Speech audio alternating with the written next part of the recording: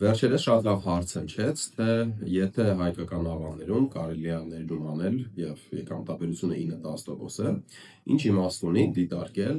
միջազգային արժեթղթեր, պարտատոմսեր, բաժնետոմսեր եւ այլն, նույնիսկ ստարտափներ,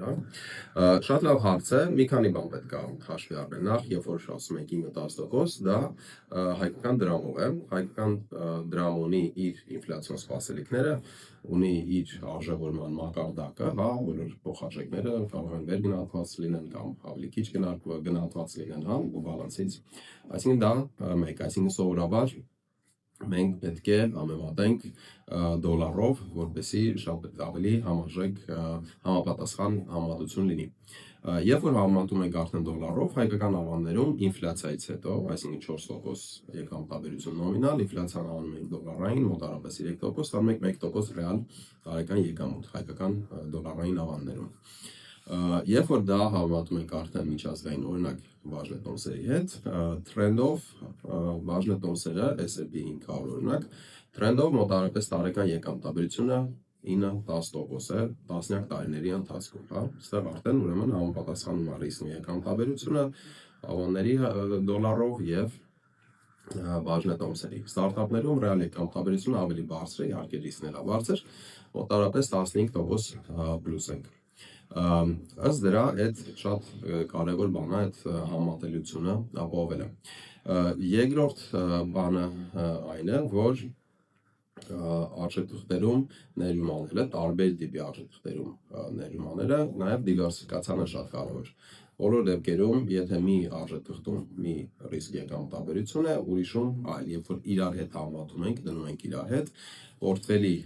ռիսկն ու եկամտաբերությունը ավելի օպտիմալ է դառնում, Դիվերսիֆիկացիան տարբեր արժեթղթերում շատ կարևոր հատկանիշ է։ Այդ միակ ձևն է, որ մենք կարողանում ենք ռիսկն ու եկամտաբերությունը բարձրացնել առանց ռիսկի։ Դա երկրորդ բանն է, որը շատ կարևոր է, այսինքն ունենալ դիվերսիֆիկացված պորտֆել։ Եվ երրորդը, որը կարևոր է, ստարտափների մասով հատկապես, դա այն է, որ մեր ներդրումների միջոցով մենք կարող ենք ազդել նաև երկրի հեռանկարների վրա, յուրաքանչյուր երկրի համար տեխնոլոգիա նորարարությունը ամենագլխավոր շարժիչ կամ հեռանկարներ ստեղծող գործոնն է։ Այսինքն մենք ազդում ենք նաև երկրի հեռանկարների վրա։ Եվ վերջում եւս շատ կարևոր բան կարող նշենք նաև ստարտափների մասով ստեղ։ Եթե իսկապես հայկական ավանները այդքան գրավիչ լինեն ռիսկ եկամտաբերության մակարդակով, աշխարհի բոլոր փողերը կլինեն Հայաստանում հայկական ավաններում։ Բայց ուրիշ բան կարող ասենք, միակ տեղը, որտեղ միջազգային մասնագիտացված ներդրողները առանց որևէ էմոցիաների, առանց որևէ Հայաստանի հետ կապ ունենալու, միակ տեղը,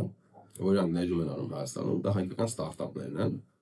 տեխնոլոգիական նորական եւ պետական պարտատոմսերը։ Այսինքն այստեղ մի քանի արգումենտ նշվեց, թե ինչքանով է շատ կարևոր, բոլորս ունենք ավաններ, բոլորս ունենք տարբեր տիպի արժեթղթեր, բայց կարևոր է, որ այդ լինի դիվերսիֆիկացված եւ ստարտափների մասով էլ իսկապես շատ գրավիչ ոլորտ ունենք Հայաստանում եւ ըստ դրա հուսանք շատերին եւս սա հետաքրքիր կլինի դիտարկել այս ամենը հենց պորտֆելի մակարդակում։ Դե կապի մեջ